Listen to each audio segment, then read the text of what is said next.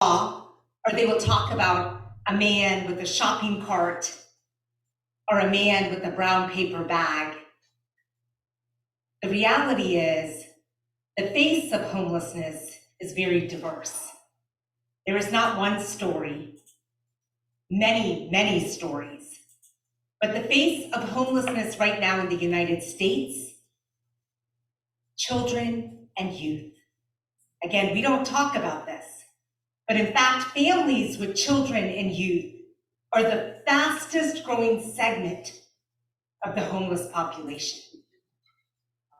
It is not only heartbreaking, it is criminal to think that we have enough, more than enough resources to go around.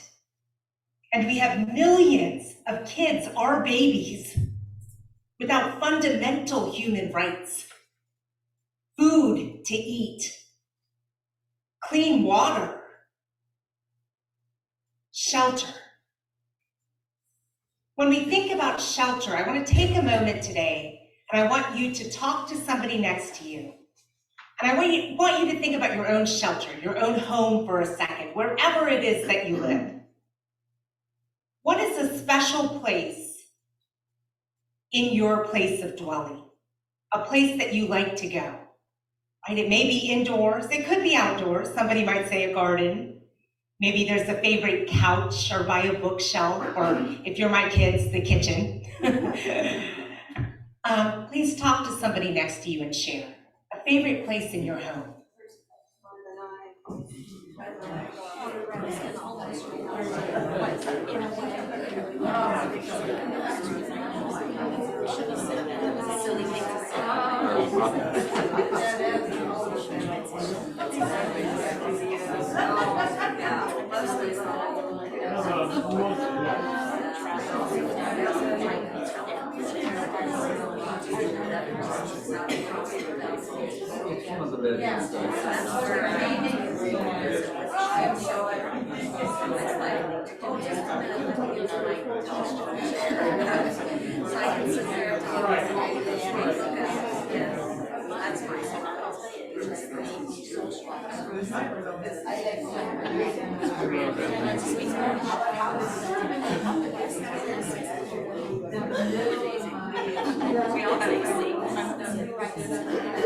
Okay.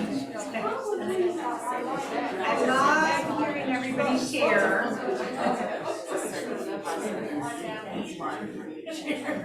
Hopefully you had a moment to just contemplate, at least in your own mind and heart, right? A place that's special.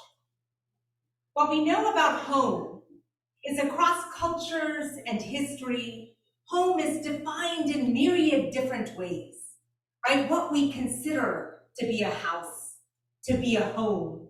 And in fact, many will even distinguish between what makes just a house versus a home. Just like what might make a community versus a beloved community. It's interesting to think about. But we have to understand that in terms of us being able to, as human beings, not just survive, but actually thrive, we all need physical shelter. If you think about Maslow's hierarchy of needs, at the very base is physiological needs. What are physiological needs? Food, water, shelter. Awesome, right? Food, water, shelter. Being able to even have a space of safety where you're able to go to the bathroom, right? Things that we often take for granted. And as you go up in Maslow's hierarchy of needs, above physiological needs, you start to see love, you start to see safety, belonging, all of these pieces before we can get to self-actualization.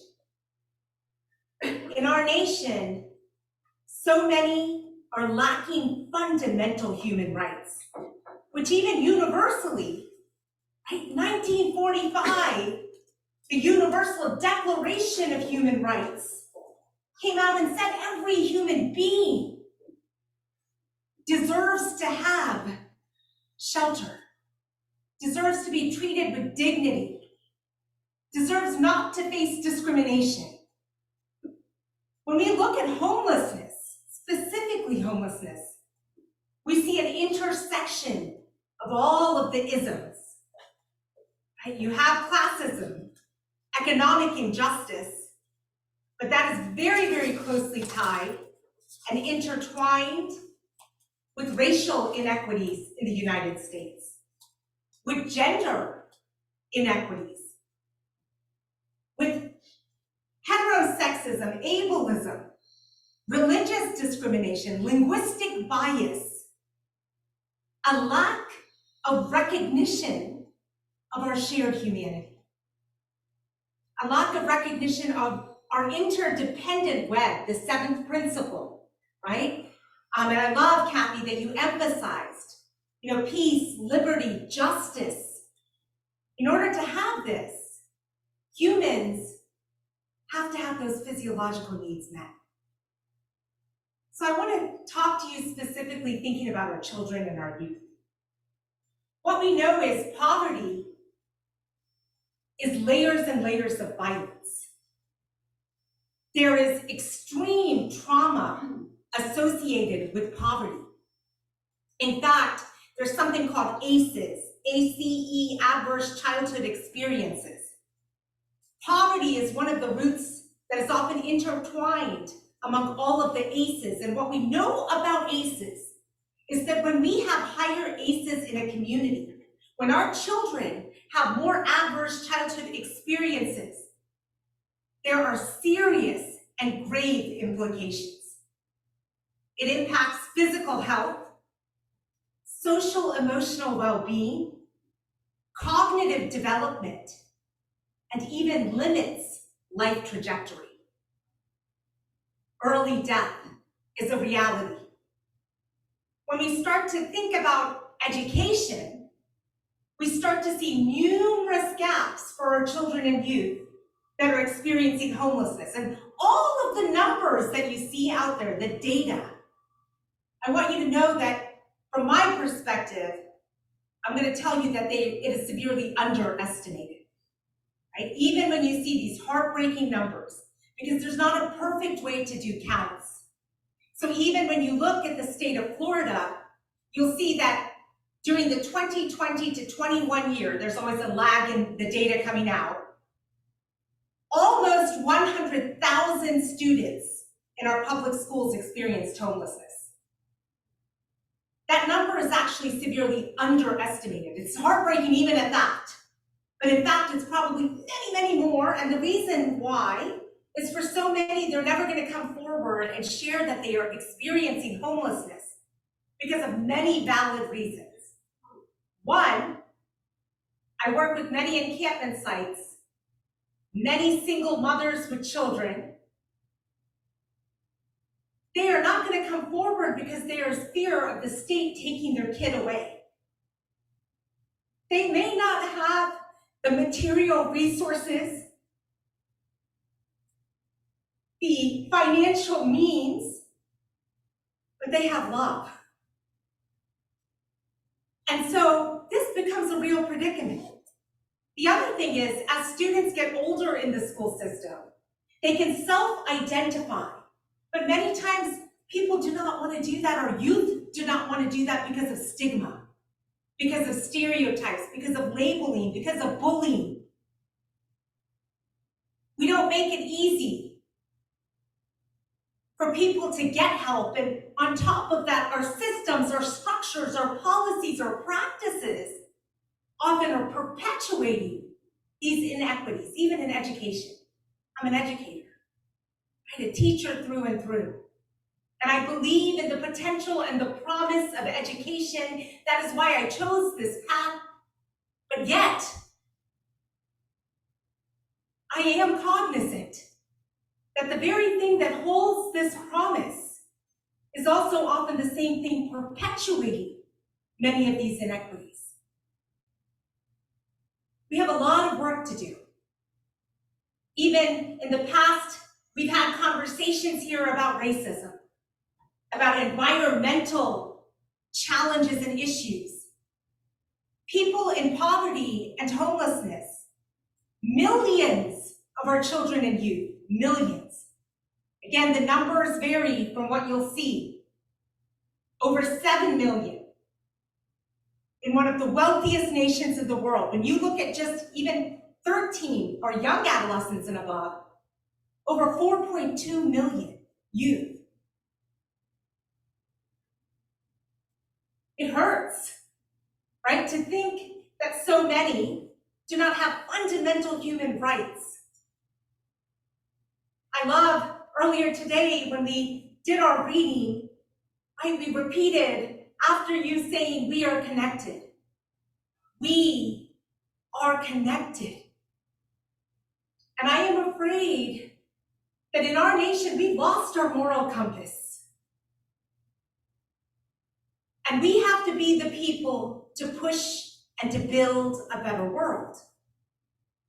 Our children and our youth certainly deserve a better world, and every child, every youth deserves to have the chance to thrive, to share their inner light, to be able to live a life where they have access to food, safe shelter.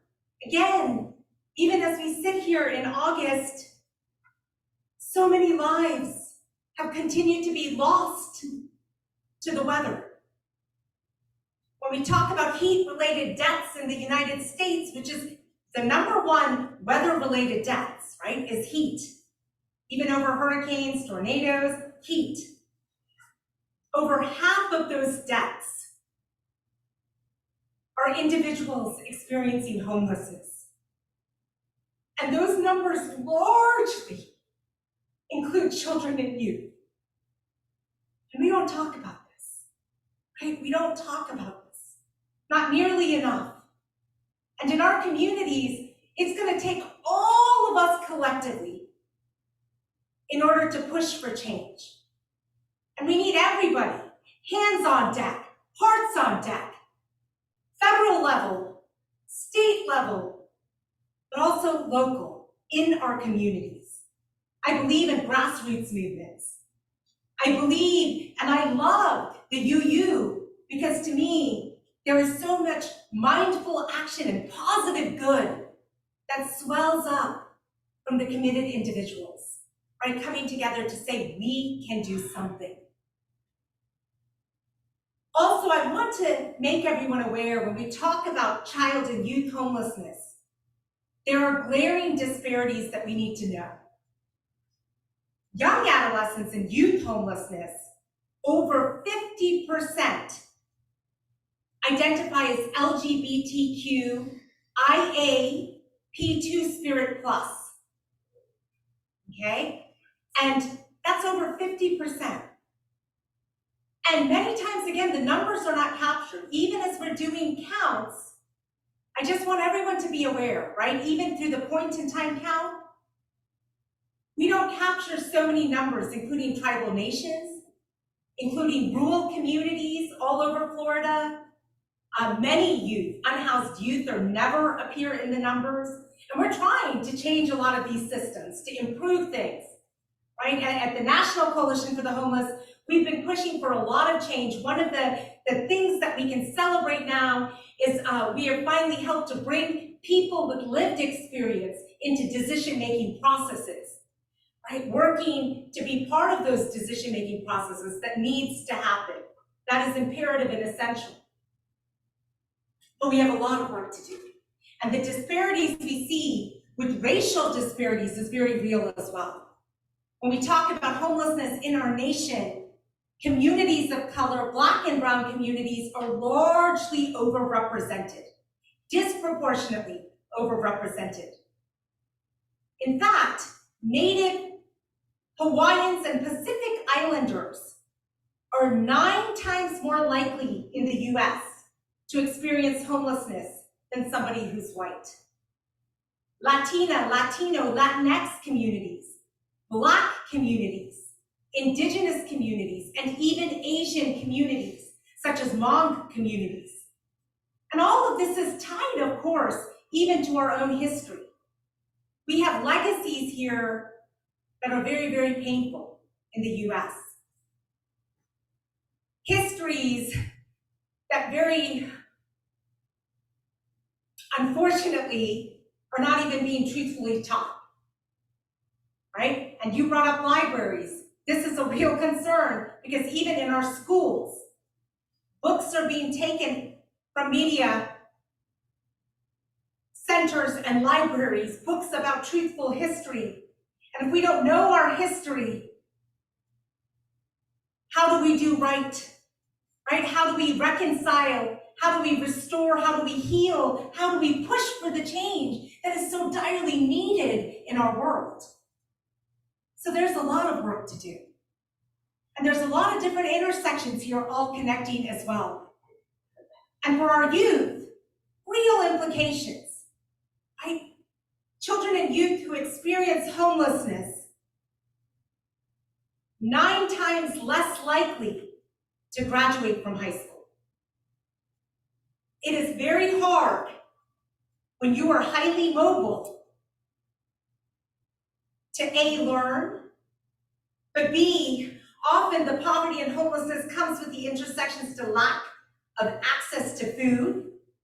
When you are hungry, it is hard to learn.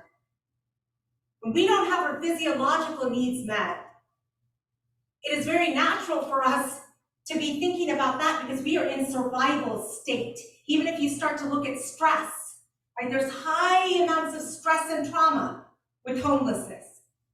And that chronic stress also can lead to several issues, health issues. And our children and youth, mental health challenges are continuing to surge and rise, especially for our unhoused children and youth.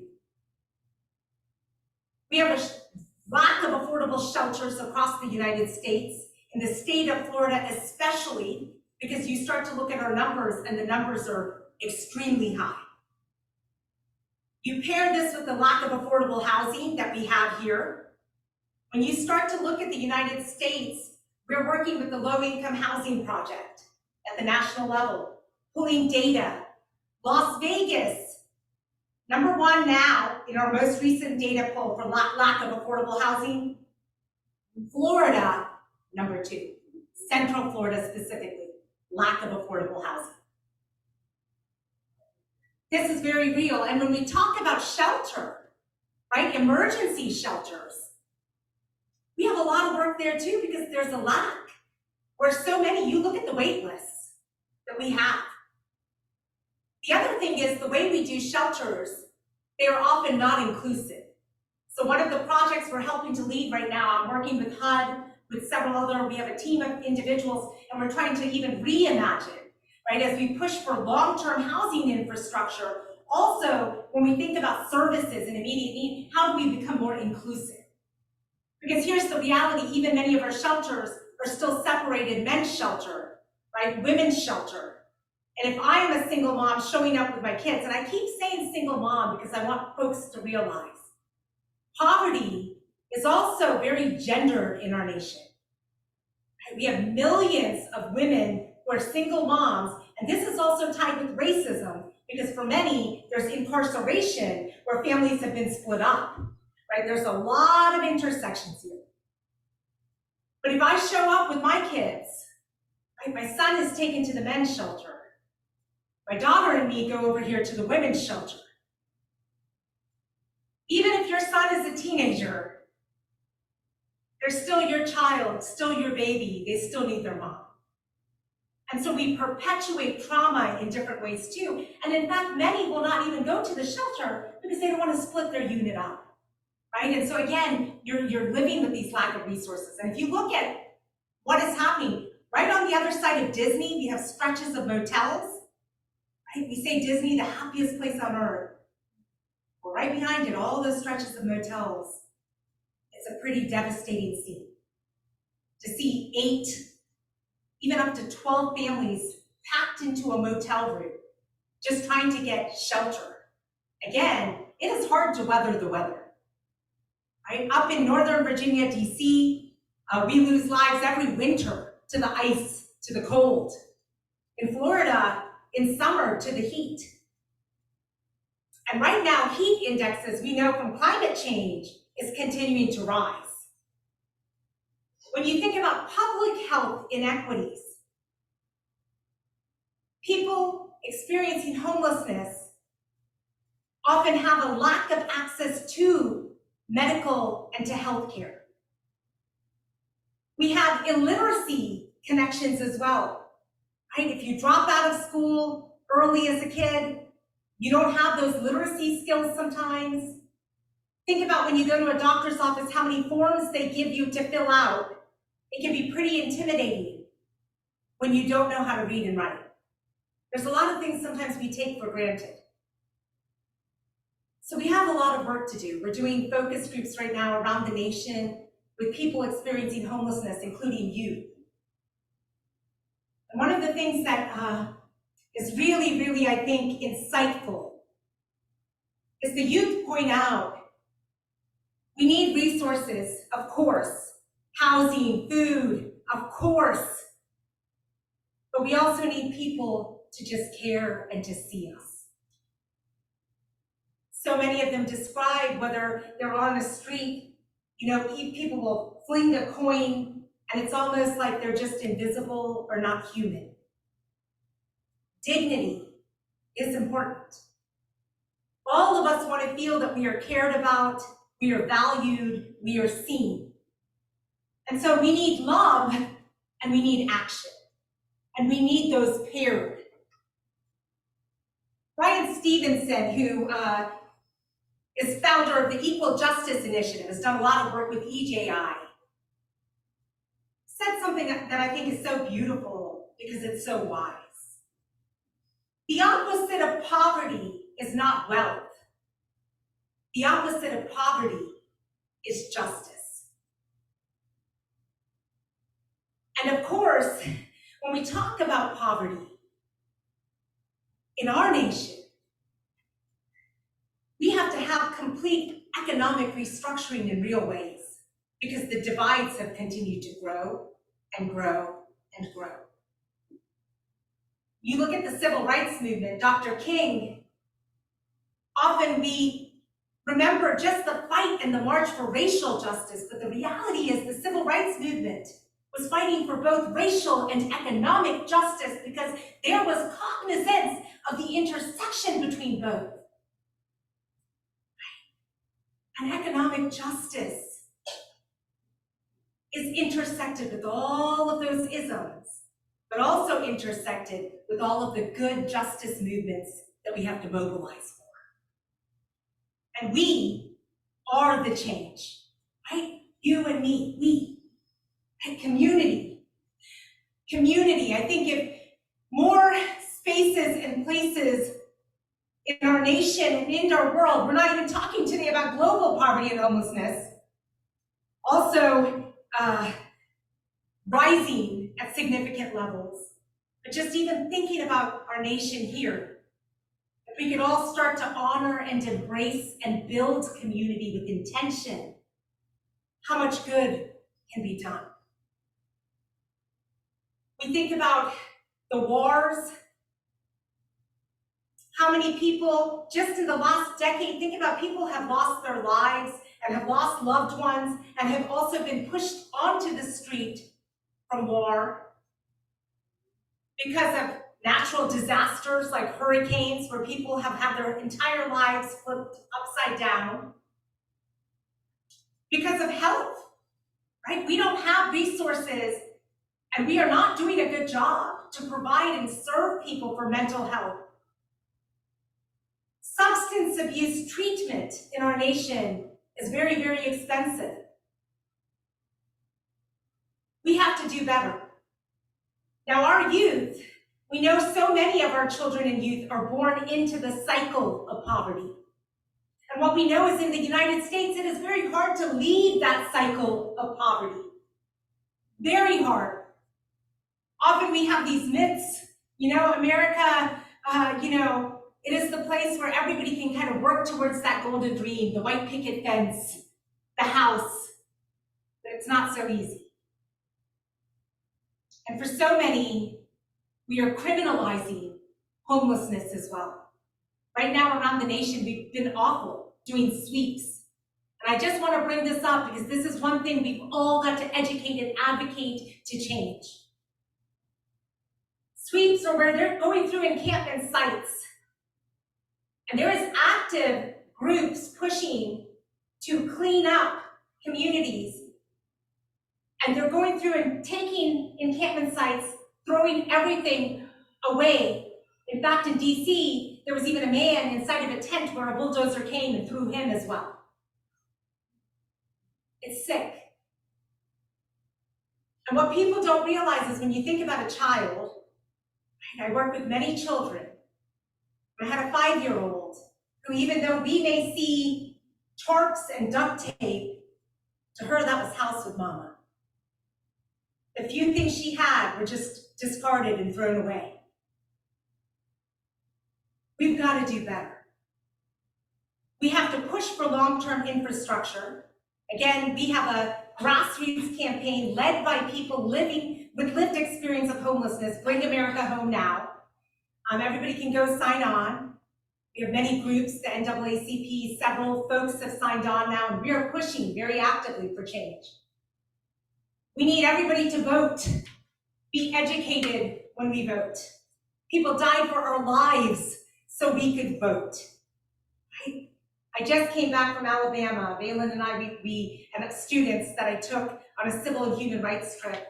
We walked the bridge in Selma. We cried. We met with activists, including a man named George, who still has a hole in his head from where they beat him with a club as he peacefully protested so we can have the right to vote. And so many lost their lives. We need to vote. The other thing we need to do is in our communities, we need to care more and get involved. So micro actions make a huge difference in people's lives. Sometimes people think what I can do, is it helpful? Or somebody might say, I don't have a lot of financial resources. There are other ways to give as well. There are many ways. Now, if you have financial resources, donate, help. But if you don't, right, you can volunteer, you can show up and serve. You can do things like, maybe you have extra tote bags, donate those to shelters. There are certain things where we don't think to donate them and they're so important. I'm gonna give you a few of those things. Socks. One of the #1 things that's never donated, because if you think about it, right, socks end up getting holes, we throw them out. People need socks. It is very important actually for a host of reasons, and our shelters often don't get them. Feminine products. I cannot tell you, go look at the price of how much feminine products cost. They're expensive, very. And here's the thing, several of our youth, our young adolescents, they are wadding up paper towels, whatever they can get. And many, I can't tell you how many I've had to take to medical care because of infections, because of so many issues that happen because of that. We need to think about donating, right? Feminine products, water bottles that are refillable. These are things that often we don't think about donating. We want to make sure that we're also advocating within our communities for sustainable differences that really make a difference. And even thinking about a fair living wage. We can all use our voice to advocate for that as well, as we fight against all of these other oppressive forces. In New Smyrna Beach, in fact, it wasn't that long ago at a school board meeting, I don't know if any of you attended, but how heart-wrenching to hear our own educators, paraprofessionals coming up, and even one of them, Charles Peacock, works at New Smyrna Beach High School, talked about being homeless himself, living in his car, because he couldn't afford a place to live, and also because he makes $11 an hour. We live in a nation where we have teachers on food stamps. That is not okay. That is not okay. And we should all care, right? It merits our immediate attention. And there's so much we can do. I know we can't take it all off, right? As humans, we are all only human as well. But with what we have, where we are, we can still do a lot, right? Committed individuals coming together can push for change. I believe it. And if you look at any kind of movement where change has happened, it has come from that.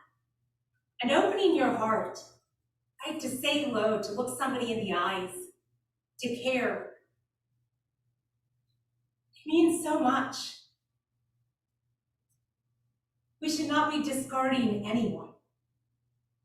And our children and youth that think about millions without fundamental human rights, that is something that calls for a revival of values, a revival of radical empathy, revolutionary love, action. And don't think, sometimes people say, are little things making a difference? Desmond Tutu said, do your little bits of good where you are. Those little bits of good can overwhelm the world. Let's all do good, overwhelm the world, and build a better world, a more just world for our children and youth. Namaste.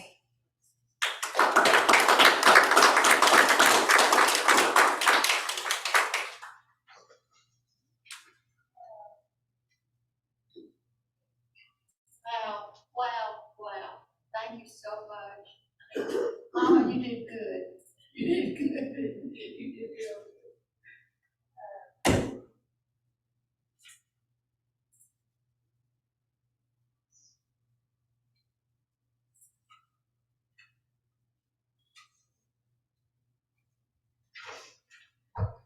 You always inspire us. You always make us want to be better. I think that's what these few hours together